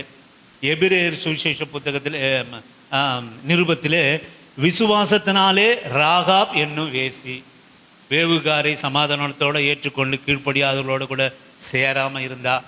பேதுரு அப்போஸ்தலன் எழுதுகிற போது எத்தனை 1000 ஆண்டுகள் ஆனாலும் வேசி, ராகாப் என்கிற வேசி. ஆனால் நான் சொல்லுவேன், மத்தேயு சுவிசேஷ புத்தகம் 1வது அதிகாரம் 5வது வசனத்தை வாசிக்கும்படியாக உங்களை அன்பாக நான் அழைக்கிறேன். நான் முடிக்கிறேன். மத்தேயு சுவிசேஷ புத்தகம் 1வது அதிகாரம் 5வது வசனத்தை வாசிக்கும்படியாக. சல்மோன் போவாசை ராகாபினிடத்தில் பெற்றான். யார்கிட்ட பெற்றான்? இந்த இடத்துல பாருங்க, ராகாப் என்கிற வேசின்னு சொல்லப்படலை. ஆமென். இந்த எல்லா இடத்திலும் நீங்க வேதத்தை நீங்க ஆராய்ந்து பார்த்தீங்கன்னா, ராகாப் என்னும் வேசி, ராகாப் என்னும் வேசி, ராகாப். எத்தனை எப்பா வேசியா இருந்து இஸ்ரவேலுக்குள்ள வந்தா கூட ஏதோ மனம் திரும்பிட்டான்னா 1 வருஷம் சொல்லுவான், இந்த பொண்ணு இப்படி இருந்ததுப்பா, இப்போ சரியாயிடுச்சு, இப்போ ரொம்ப பரிசுத்தமா இருக்குது, இந்த பொண்ணு இப்படி வாயாடியா இருந்தது, இந்த பொண்ணு இப்படி உதாசனமா இருந்தது. 1 வாரத்தில் அது திருந்துச்சுன்னா நம்ம எல்லாம் என்ன சொல்லுவோம்? ஃபஸ்ட்டு மாதிரி இல்லைப்பா, அருமையாக ஆயிடுச்சு, வந்த புதுசில் அப்படி இப்படி இருந்தது, இப்போது நல்லா ஆயிடுச்சு, நல்லா இருக்கணும், சந்தோஷம். அப்படி இவ்வளோ 1000 ஆண்டுகள் ஆனாலும் இந்த இந்த நிருபங்களில் எழுதுகிற போது ராகாப் என்கிற வேசி, ராகாப் என்கிற வேசி என்று எழுதப்பட்டால், நீங்கள் இந்த இடத்துல ஒரு மேன்மையான காரியம் பாருங்க. சல்மோன் போவாசை ராகாப்பிடத்தில் பெற்றான், போவாசை ராகாப்பிடத்தில் பெற்றான். இந்த வேசி இஸ்ரவேலிலே இந்நாள் வரைக்கும் குடியிருக்கிறார். உங்களுக்கெல்லாம் ஒன்று தெரியுமா? போவாஸ் யாரு? இன்னைக்கு தெரிந்து கொள்ளுங்க. போவாஸ் யார் பெற்ற? போவாஸோட தாய் யாரு? நீங்களும் சொல்லுங்க. ராகாப் என்ற வேசியா இருந்தாலே அவளிடத்துல பெற்றார். அவள் இந்நாள் வரைக்கும் இஸ்ரவேலில் குடியிருக்கிறா. ஏன் தெரியுங்களா? காணப்படாதவர்களை குறித்த நம்பிக்கை. ஆமே. காணப்படாதவர்களை குறித்ததான நம்பிக்கை, விசுவாசம். கிரியை நடப்பித்தான். விசுவாசம் மாத்திரமல்ல, கிரியை நடப்பித்தான். இந்நாள் வரைக்கும் அவளுடைய கிரியைகளுக்கு இஸ்ரவேலிலே குடியிருந்தால் மாத்திரமல்ல, வேசி வேசி வேசி என்று சொல்லப்பட்டவள் போவாசை பெற்றான். நீங்க கவனிங்க, நீங்க கடைசியில பார்த்தீங்களானால் இயேசு கிறிஸ்துவை பெற்றார்கள் என்று வரும். அப்போ இயேசு கிறிஸ்துவை பெற்ற சந்ததியாக ராகாப் மாறிவிடுகிறார். ஆமென். போவாசை ராகாப்பிடத்திலே பெற்றான். நீங்க கவனிங்க, சல்மோன் போவாசை ராகாப்பிடத்திலே பெற்றான். போவாஸ் யாருங்க? போவாஸ் யாரு சொல்லுங்க, மறந்துட்டீங்க. ரூத்தோட கணவன்.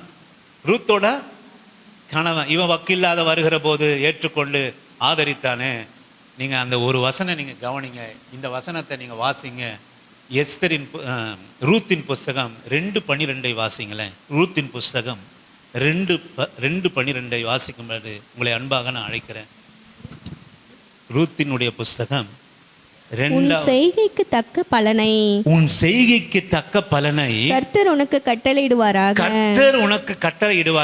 இஸ்ரவேலின் தேவனாகிய கர்த்தருடைய தேவனிடத்திலே கர்த்தருடைய செட்டைகளின் கீழ் அடைக்கலமாய் வந்த உனக்கு அவராலே நிறைவான பலன் கிடைப்பதாக என்றான். ஆமென். நீங்க ஒண்ணு கவனிங்க சிஸ்டர், நீங்க நம்ம நம்பிக்கை, இந்த கிறிஸ்துவ நம்பிக்கை என்பது ஒரு மிகப்பெரிய மேலான ரகசியம். இந்த வேசியினுடைய விசுவாசத்துக்கும் இந்த வேசியினுடைய அந்த ஒரு கிரியைக்கும் சொன்ன மாதிரியே அவன் அந்த கயிறை கற்றி வைத்து நம்பித்து அவர்களை கொண்டு வந்து அவர்களால் காப்பாற்றப்பட்டு குடும்பம் முழுவதும் காப்பாற்றப்பட்டு இஸ்ரவேலிலே வந்து ஆண்டவராகிய இயேசு கிறிஸ்துவை பெற்றெடுக்கிற சந்ததியா மாறி போனான். ஆமென். நம்ம கர்த்தர் நம்ம பின்னாட்களை நம்ம நினைக்கிறதே இல்லை சிஸ்டர் பிரதர். அவ வேசி என்று ஆண்டவர் நினைக்கிறதில்ல. எத்தனை நிருபங்களில் அப்போஸ்தலர்கள் சொன்னாலும் ஆண்டவர் அவளை வேசியா பார்க்கறதில்ல. ஒரு முறை நம்முடைய பாவம் மன்னிக்கப்பட்டது என்றால் கர்த்தர் நம்மை பரிசுத்த வாட்டியா பார்க்கிறார். ஆமென். அதான் வேதம் சொல்கிறது, நம்முடைய பாவங்களை நம்முடைய மீறுதல்களை சமுத்திரத்தினுடைய ஆழத்தில் அவர் போட்டு விட்டார், முதுகுக்கு பின்னாடி எறிந்திட்டார், நம்மளால பார்க்கவே முடியாது. ஒரு முறை நம்முடைய பாவம் மன்னிக்கப்பட்டு நம்ம ரட்சிக்கப்பட்டு விட்டோமானால் நாம விசுவாசி ஆண்டவருக்காக கிரியை நடப்ப. இந்த கிரியை எங்க மட்டும் போச்சு பார்த்தீங்களா? போவாசை பெற்றான். இந்த ராகாப் தான் போவாசனுடைய இந்த போவாஸ் தான் அந்த ராகாப்பனுடைய பிள்ளை. அந்த போவாசனுடைய வாயிலில் தான் வருகிற வார்த்தை என்னன்னு கேட்டீங்கன்னா, உன் செய்கைக்கு தக்க பலனை கர்த்தர் உனக்கு கொடுப்பாராக. இஸ்ரவேலுடைய தேவனுடைய சேட்டைகள் அடைக்கலமாய் வந்த உனக்கு அவராலே நிறைவான பலன் கிடைப்பதாக. பலனை தேடி வந்த ஒரு குடும்பம், பலனை தேடி வந்த குடும்பம் இன்றைக்கு மற்றவர்களுக்கு பலன் அளிக்கக்கூடிய பிள்ளையை பெற்றுகிற வண்ணமாக மாறிப்போச்சு. இந்த ரூத்தினுடைய சந்ததி வழியாக தான் ஆண்டவராக இயேசு கிறிஸ்து என்ற ரட்சகர் நமக்காக பிறக்கிறார். நான் சொல்லுவேன், அவருடைய பலன் நமக்கு தெரியாது சிஸ்டர். நம்ம என்ன பார்க்குறோம் அப்படின்னு கேட்டிங்கன்னா, ஒரு அற்பமானவைகளை நம்முடைய கண்கள் பார்க்கிறது, அற்பமானவைகளை தேடுகிறது. சொல்ல ஆவிக்குரிய ரகசியம் என்னன்னு கேட்டிங்கன்னா, ஆவிக்குரிய பலனாலும் சரி இந்த உலகத்துக்குரிய பலனாலும் சரி ஆண்டவரை நம்பி வருகிற பிள்ளைகளை, அவரை தேடுகிற பிள்ளைகளை, அவரை விசுவாசிக்கிற பிள்ளைகளை, அவரை தேடுகிற நம்பிக்கையாய் கொண்டிருக்கிற பிள்ளைகளை, அவருக்காக கிரியை செய்கிற பிள்ளைகளை ஒரு நாளும் கர்த்தர் கைவிடுவதே இல்லை. ஆமென். அல்லேலூயா. ஆமென். நான் சொல்லுவேன், நம்ம ஜானை நம்ம ஒன்றுமே இல்லை, இன்றைக்கு ஒரு சிலர் தான் இருந்தோம். ஆனாலும் விசுவாசமாக +2 முடித்தது ஒன்று பைபிள் காலேஜ் அனுப்பி படிக்க வச்சோம். அது சொல்லுவோம், இன்றைக்கு ஜனக்கூட்டம் இல்லை, காணிக்கையை வாங்கி சாப்பிட்ற அளவுக்கு இல்லை. ஆனால் நான் இயேசு கிறிஸ்துனுடைய நாமத்தினால நான் சொல்கிறேன், ஆண்டவர் நமக்கு என்ன அவர் பலன் கொடுக்கிறார் என்பதை அறிவார். அந்த மகனே ஏதோ ஒரு வீட்டில் உட்காந்து ஒரு வேலையை தேடிக்கொண்டான். அவன் ஏதோ ஒரு வேலையை செய்கிறான். அந்த பணம் ஒன்று கூட எங்களுக்கு மிகுதியாக தான் இருக்கிறது. அந்த பணத்தை வச்சுட்டு ஒன்றும் பண்ண போகிறதில்லை. ஆமென். சொன்னேன், ஒரு நாளிலே தேவனுடைய திட்டங்கள், தீர்மானங்கள், தரிசனங்கள் நிறைவேறும். இன்று காணாமல் இருக்கிற இந்த இடம் கர்த்தருக்கு மகிமையா. நான் கேட்குற ஆண்டவரிடத்தில், ஆண்டவரே எங்களோடு கூட சேர்ந்து துதிக்க ஒரு ஜன கூட்டத்தை கொடுங்க, ஆராதிக்க. இதை தான் நான் கேட்குறேன். ஆண்டவரே, அவர்கள் போடுகிற காணிக்கையில் நானும் என் குடும்பமும் வளமாக இருக்கணும்னு நான் என்றைக்குமே கேட்டதில்லை. நான் என்னுடைய ஜபமெல்லாம் எங்களோட கூட சேர்ந்து துதிக்க ஒரு ஜன கூட்டத்தும். நான் கற்ற பேழைகளுக்குள்ளாக 8 பேர் மாத்திரம் பிரவேசிக்க கூடாது, நிறைய பேர் பிரவேசிக்கணும். ஆமென். தேவனுடைய சபை என்பது சாப்பிட்றதுக்கும் உடுத்துறதுக்கும் அலங்காரமான மேன்மைக்காக மாத்திரம் அல்ல. நான் சொல்லுவேன், ஆவி இல்லாத சரீரம் செத்ததா இருக்கிறது போல கிரி இல்லாத விசுவாசமும் செத்ததா இருக்கிறது. ஒரு நாள் இந்த அற்ப சரீரத்தை விட்டு நம்ம ஆவி போகும். இந்த ஆவியும் பலன் அடைகிறதா இருக்கணும். 2 தலையான பலன். இந்த ஆண்டவராகிய இந்த கிறிஸ்துவனுடைய நம்பிக்கை இந்த 2 பலனுக்காகத்தான் நாம் இருக்கிறோம், நாம் ஆராதிக்கிறோம். நீங்கள் கூட நினைக்கலாம், சபைக்கு போனால் என்ன இருக்குது பெருசா, நம்ம ஒரு சிலர் தானே கூடுறோம், சபைக்கு நாம் பண்ணுற மேக்கப்பை பார்க்குறதுக்கு ஆள் இல்லை. சிலர் அப்படி நினைக்கிறாங்க. நிறைய பேர், அநேகர் என்ன நினைக்கிறாங்க, அநேகர் வந்தவர்கள், அநேகர் வந்தவர்கள் என்ன நினைக்கிறாங்க, நம்மளை பார்ப்பதுக்கு ஒருவரும் இல்லை, நம்ம பேசுவதற்கு ஒருவரும் இல்லை, நம்ம மேன்மையை காண்பிப்பதற்கு ஒருவரும் இல்லை. நான் சொல்லுவேன், கர்த்தருடைய நாமத்துக்கு ஸ்தோத்திரம், ஆமென், அல்லேலூயா. ஆண்டவரை பார்க்குறோம், ஆண்டவரை பார்த்து கொண்டு இருக்கிறோம். அந்த ஒரு பலன் தான், காணப்படாதவைகளை குறித்த நம்பிக்கை தான். நான் சொல்லுவேன், 8 பேர் மாத்திரம் அல்ல, அநேகரை நம்மாண்டை சேர்க்கணும், அநேகரை. நான் சொல்லுவேன், இன்றைக்கு நாம் செய்கிற ஆராதனை, நான் அடிக்கடி சொல்லுவேன், நாம் கொடுக்கிற நேரம், ஒன்றைக்கு உலகத்தில் எத்தனை மணி நேரம் நாம் செலவழித்தாலும் ஒரு வேளை அது நமக்கு பயனுள்ளதாக இருக்கலாம், பயனற்றதாக இருக்கலாம். ஆமென். ஆனால் ஒன்று நான் சொல்லுவேன், ஆண்டவருடைய சமூகத்திலே செலவழிக்கிற எந்த நேரமும் ஜீவன் புஸ்தகத்தில் எழுதப்பட்டிருக்கிறது. அல்லேலூயா, ஆமென். இதுதான் சத்தியம், இதுதான் சத்தியம்.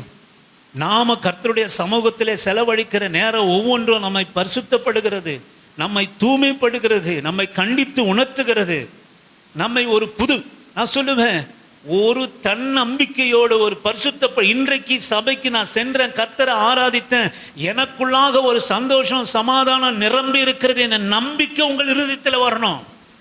இன்றைக்கு நான் கடிந்து கொள்ளப்பட்டேன், இன்றைக்கு என் கிரியைகளுக்காக கடிந்து கொள்ளப்பட்டேன், இன்றைக்கு எனக்குத்தான் ஆண்டவர் பேசினார், இன்றைக்கு இந்த வார்த்தையின் மூலம் என் வாழ்க்கை மாறப்போகிறது, என் செயல் மாறப்போகிறது, என் சுபாவம் மாறப்போகிறது. அப்படிப்பட்ட விசுவாசம், விசுவாசமா சபைக்கு வரும், விசுவாசமா சத்தியத்தை கேட்கிறோம். ஆனால் நான் சொல்லுவேன், இந்த வார்த்தையை கேட்டு நம்மை மறுரூபப்படுத்திக் கொள்ளவில்லை என்றால் நம்ம குடும்பத்தில் ஒன்றும் நடக்காது, நம்ம உறவுல ஒன்றும் நடக்காது, நம்ம சுபாவத்தில் ஒன்றும் நடக்காது. அதுதான் ஆண்டவர் சொல்கிறார், விசுவாசம், கிரியை இல்லாத விசுவாசம் செத்ததாக இருக்குது. அப்போ நம்ம ஒரு சிலராக இருந்தாலும் ஆண்டவரை ஆராதித்து ஒரு மகிழ்ச்சியோட சந்தோஷத்தோட கூட ஆண்டவருடைய சன்னிதானத்திலிருந்து கடந்து செல்லணும். அது எப்போ வரும் தெரியுமா சிஸ்டர்? இன்றைக்கு கர்த்தர் என்னோட கூட பேசினார், அதன்படி நான் வாழப்போகிறேன், அதுதான் சந்தோஷம். ஆமென். நான் ஒரே ஒரு வார்த்தையை மாத்திரம் சொல்லி நான் முடிக்கிறேன். நான் சபைக்கு போகிற காலத்தில் எவ்வளவோ வறுமை இருக்கும், வேதனை இருக்கும், பாடுகள் இருக்கும். எங்கள் பாஸ்டர் பேசுகிற இந்த வார்த்தையின் நிமித்தம் இதை நான் கடைபிடிக்க போகிறேன் என்கிற அந்த நம்பிக்கையோடு சபையை விட்டு புறப்படுவோம். ஆமென். அதுதான் சந்தோஷம் சிஸ்டர். இன்னைக்கு ஆண்டவர் சபையில் பேசினதை நான் என் வாழ்க்கையில் கடைபிடிக்க போகிறேன், என் வார்த்தையில் கடைபிடிக்க போகிறேன், என் சுபாவத்தில் கடைபிடிக்க போகிறேன் என்ற நம்பிக்கையோடு கடந்து சென்றாதான் இந்த மகிழ்ச்சி உங்கள் தலைமையில் இருக்கும். கேட்குறத கேட்டுட்டு அப்படியே விட்டுட்டு போனால் உங்ககிட்ட எதுவுமே நடக்க போகிறதில்ல, உங்கள் வாழ்க்கையில் எதுவுமே நடக்க போகிறதில்ல. இந்த ஆவிக்குரிய எந்த ஒரு காரியமும் உங்கள் காரியத்தில் நடக்கவே நடக்காது. அப்போ நான் இந்த வார்த்தைக்கு கீழ்ப்படிய போகிறதில்ல, ஏதோ ஒன்று உக்காந்து ஏதோ வெறுமைக்காக போகிறது. உங்களுக்கு சபை ஆராதனையில் ஒரு சந்தோஷம் வராது. ஒரு பொருளை கடைக்கு போய் வாங்குறீங்க, ஒரு ட்ரெஸ் ஒன்று வாங்கிட்டீங்க, அதை போட்டு பார்க்குறது அந்த சந்தோஷம், வாங்கிட்டு வருகிற போது ஒரு சந்தோஷமாக இருக்குமா இல்லையா? தூக்கி பாதி வழியில் போட போது சந்தோஷம் இருக்குமா? அல்லது அதை உடுத்தி நல்லா இருக்காங்க, நல்லா இருக்கா, இது 650 ரூபா இந்த ஷர்ட்டு எப்படி இருக்குது, நல்லா இருக்குங்களா, அப்படி நம்ம உடுத்தி மகிழ்வது எப்படி இருக்குது? இன்றைக்கி அநேகர் என்ன செய்கிறாங்கன்னா, சட்டையை வாங்குறாங்க, வருகிற போதே வண்டியில் கார் கண்ணாடியை திறந்து தூக்கி போட்டுடுறாங்க. அதில் ஒரு மகிழ்ச்சியும் இருக்க போகிறதில்ல. சொன்னேன், சபையில் வார்த்தையை கேட்டு இதன் பிரகாரம் நான் செய்ய போகிறேன்னு ஒரு முடிவை நீங்கள் எடுக்கிறீங்க பார்த்தீங்களா, ஒரு தீர்மானத்தை எடுக்கிறேன்னு பார்த்தீங்களா, அப்போ தாங்க அது நம்முடைய வாழ்க்கையில் பலனை தரும். ஆமென், ஹல்லேலூயா. நான் என்னுடைய வாழ்க்கையில் அப்படி தான் செய்வேன். ஒன்றுமே இருக்காது சிஸ்டர் பிரதர், நான் எடுத்துகிட்டு போட்ட அந்த ஓட்ட சைக்கிள் பஞ்சராக இருக்கும். சபையை விட்டு நான் போகிற போது என்னுடைய சைக்கிள் பஞ்சராக ஸ்டாண்ட் இல்லாமல் செவுத்தில் சாத்தப்பட்டு இருக்கும். அநேகர் காரில் போவாங்க, அநேகர் பைக்கில் போவாங்க, நான் ஓட்ட சைக்கிளை எடுத்துகிட்டு அதை தள்ளி கொண்டே போவேன். எத்தனை கிலோமீட்டர் தெரியுங்களா? எத்தனை கிலோமீட்டர் தெரியுங்களா? நான் ஆராதனையில் கலந்தது எவ்வளோ கிலோமீட்டர் இருக்கும். கிட்டத்தட்ட நான் போன சபை 8 கிலோமீட்டர் இருக்கும்னு நினைக்கிறேன். நான் சின்ன சென்ட் தாமஸ் மவுண்ட்லேருந்து கர்ணிகர் தெருன்னு ஒன்று இருக்குது, ஏதவாள் தெருன்னு ஒன்று இருக்கும் அந்த மவுண்ட் ஸ்டேஷன் பக்கத்தில். அங்கேருந்து சபைக்கு, சின்னமலை சபைக்கு, சைதாப்பட்டிக்கு செல்வதற்கு எனக்கு தெரியல, ஒரு 8 கிலோமீட்டர் இருக்குன்னு நினச்சிங்களேன். நான் சொல்லுவேன், அத்தனை கிலோமீட்டர் போனோம். ஒரு நாளும் 5 மணி ஆராதனை தான் எனக்கு பிடிக்கும். ஆமென், அல்லேலூயா. நான் சொல்கிறேன் இயேசுவின் நாமத்தினால, அதிகாலை 5 மணி ஆராதனை தான் நான் பிடிக்கும். கொஞ்சம் வெளிச்சம் வந்தாலும் எனக்கு திருப்தி இருக்காது. 5 மணி ஆராதனைக்கு பாஸ்டர் வந்து அங்கே மைக்லாம் போட்டு கீபோர்ட்லாம் செக் பண்ணுவாங்க, மைக்லாம் செக் பண்ணுவாங்க. அப்படி நான் போவேன். எந்த ஒரு வாகனமும் இல்லை, வெறும் ஓட்ட சைக்கிளில் தான் போவோம். அதுக்கப்புறம் ஆண்டவர் பார்த்தாரு, ஒரு விசுவாசியை கொடுத்தாரு. அவன் ஒரு வண்டியை வாங்கினான், என்னுடைய நன்மை, அந்த சபையில் இருக்கிற ஒரு ஆள். நான் வந்து உன்னை பிக்கப் பண்ணி கொள்கிறேன் என்று சொல்லி சபைக்கு போகிற போது வீட்டில் வந்து வாசலில் ஆர்னடிப்பா போல அவரோடு கூட வண்டியில் போயிட்டு வண்டியில் வருவேன். இதுதான் 5 மணி ஆராதனை தான். இதை தவிர நான் வேறு எந்த ஆராதனையும் கலந்து கொண்டதே கிடையாது. 5 மணி ஆராதனைக்கு 4:50க்கு போவேன். இனி நான் சொல்லுவேன், இன்றைக்கு என் படுக்கை சமாதானமாக இருக்கிறது என்று சொல்லுவோமானால், நான் சொல்லுவேன், என் விசுவாசத்துக்கு தகுந்த, நான் தேடுகிற தேவன், நான் நம்பி ஆராதிக்கிற தேவன் எனக்கு நிறைவான பலனை கொடுக்கிறார் என்பதை நான் அறிந்திருக்கிறேன். ஆமென், அல்லேலூயா. ஆனால் ஒன்று நான் எடுத்துகிட்டு போவேன், எங்கள் பாஸ்டர் கேட்குறது நிமித்தம் நான் சீர்படணும், நான் சிறப்படணும், எங்கள் பாஸ்டர் வார்த்தையை கேட்கணும். என்ன அவர் பார்த்தது இல்லைங்க, எங்கள் பாஸ்டர் என்னை பார்த்தது கூட கிடையாது, இன்றைக்கும் என்னை பார்த்தது கிடையாது. ஆனால் அந்த சபைக்காக ஊழியம் செஞ்சுருக்கிறேன், அந்த சபைக்காக ஊழியக்காரனாக கூட இருந்திருக்கிறேன். எங்கள் பாஸ்டர் ஒரே முறை என்னை பார்த்துருக்குறாங்க, அவ்வளோதான். நேரடியாக பார்த்தது கூட இல்லை. கர்த்தருக்காக நீங்கள் எதை செய்தாலும் மனுஷருக்காக அல்ல, கர்த்தருக்காக செய்யுங்க. யாருக்காக நீங்கள் சபைக்கு வராதிங்க. வீட்டில் திட்டுறாங்க, இங்கே பாஸ்டர் இங்கே திட்டுவாங்க, அவங்க சபிச்சிருவாங்க, இவங்க பண்ணுறாங்க, அவங்க பண்ண சபை. உங்கள் உள்ளத்தில் இந்த சபையோட தரிசனம் என்ன தெரியுமா? ஆண்டவருடைய புறஜாதிகளுடைய காலில் விழுந்து கூட சபைக்கு வாங்கன்னு நம்ம கூப்பிடலாம். புறஜாதிகளை எப்படி வேணா கூப்பிடலாம். ஆனால் கிறிஸ்தவனை மாத்திரம் சபைக்கு வாங்கன்னு சொன்னவனா நான் சபிக்கப்பட்டவன். ஆமே. ஒரு ஊழியக்காரன் சொல்கிறாரு, ஒரு முறைக்கு மேலே சுவிசேஷம் யாருக்கும் சொல்லாதீங்க. எவ்வளோ கோடி பேர் இருக்கிறாங்க, சுவிசேஷம் கேட்கறதுக்கு எவ்வளோ பேர் உலகத்தில் இருக்கிறாங்க, சொன்னவனுக்கே சொல்லாதீங்கன்றாரு ஒரு சுவிசேஷகர், பிரபலமான சுவிசேஷகர். கிறிஸ்தவர்களை சபைக்கு வாங்க, ஆராதனைக்கு அனுப்புங்கன்னு சொல்கிறது, நான் வஞ்சிக்கப்பட்டவனாக இருப்பேன். ஆமென். உங்கள் உள்ளுக்குள்ள ஒரு மகிழ்ச்சி வரணும். என் ஆண்டவர், என் புருஷன், என் புள்ள, என் வீடு, என் ட்ரெஸ்ஸு, என் தீனி, ஒரு நாள் எல்லாத்தையும் விட்டுட்டு போகிறோம். இதுக்கு நம்ம ஆதங்கப்படுறோமே. என் ஆண்டவர் என்கிற ஆதங்கம் நம்முடைய இருதயத்தில் இருக்கணும். அதற்காக ஜெபம் பண்ணுங்க சிஸ்டர். வேறு எதையும் இந்த நாளில் எதுவுமே நீங்கள் எடுத்துகிட்டு போகாதீங்க. ஒன்று எடுத்துகிட்டு போவீங்க. என் ஆண்டவர் என்று நான் நம்பிக்கையோடு கூட ஆராதிக்கணும், பக்தியோடு கூட ஆராதிக்கணும். என்னை நான் தேடுகிறவர், நான் விசுவாசிக்கிறவர் எனக்கு பலனை அளிக்கிறார் என்பதை நான் நம்பணும் என்ற நம்பிக்கையை மாத்திரம் இன்றைக்கு எடுத்துகிட்டு போங்க. ஒரே ஒரு வசனத்தை மட்டும் எடுத்துகிட்டு போங்க. நான் ஆராதிக்கிற தெய்வம், நான் விசுவாசிக்கிற தெய்வம், நான் கிரியை செய்கிற போது என் வாழ்க்கையில் இன்றைக்கு இருக்கிறது ஆனாலும் சரி, நாளைக்கு நான் காணாதவர்கள் ஆனாலும் சரி, எனக்கு நல்ல பலனை கொடுப்பார் என்பதை மாத்திரம் இன்றைக்கு சுமந்து கொண்டு போங்க. அந்த நம்பிக்கையை நீங்கள் எடுத்துக்கொண்டு போங்க. நான் உங்களை திட்டி அனுப்பலை, உங்களை சபித்து அனுப்பலை, நம்பிக்கையோடு கூட நான் அனுப்புகிறேன். நீங்கள் ஆராதிக்கிற தெய்வம் நம்ம ஒரு சிலராக ஆராதித்தாலும் சரி, இந்த நாளுக்குண்டான பலன் நமக்கு உண்டு.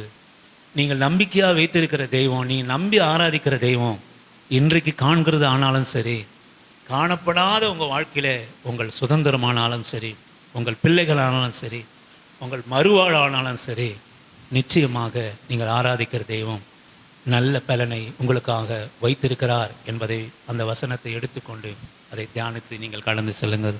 நம் கண்களை மூடி நாம் ஜெபம் பண்ணலாம். ஆமென். ஒரே ஒரு வசனம் மட்டும் வாசித்து முடித்துடலாமே.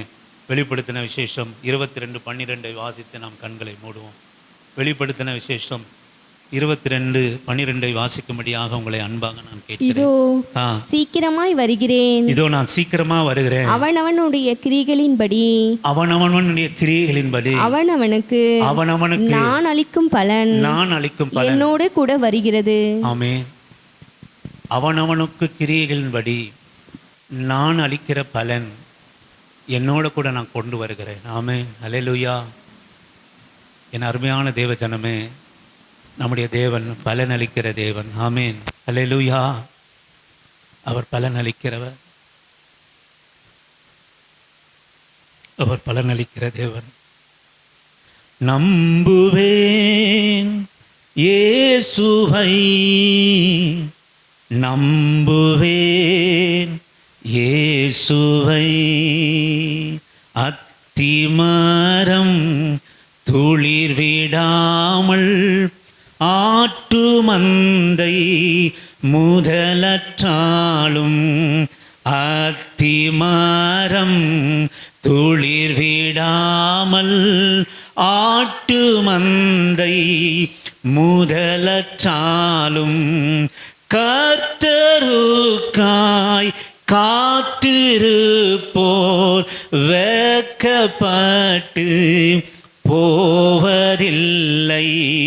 நம்புவேன் இயேசுவை, நம்புவேன் இயேசுவை, நம்புவேன் இயேசுவை, நம்புவேன் இயேசுவை. காக்கும் கரங்கள் உண்டனக்கு காத்திடுவா கிருபையாலே. ஒவ்வொருக்கும் நான் அளிக்கிற பலன் என்னோடு கூட வருகிறது. எனக்கு அருமையான தேவனுடைய பிள்ளையே, நாம் ஆராதிக்கிற தேவன் நம்முடைய நம்பிக்கைக்கும் நம்முடைய விசுவாசத்துக்கும் நம்முடைய கிரிக்கும் பலனளிக்கிற தேவன். ஆமென். அல்லேலூயா.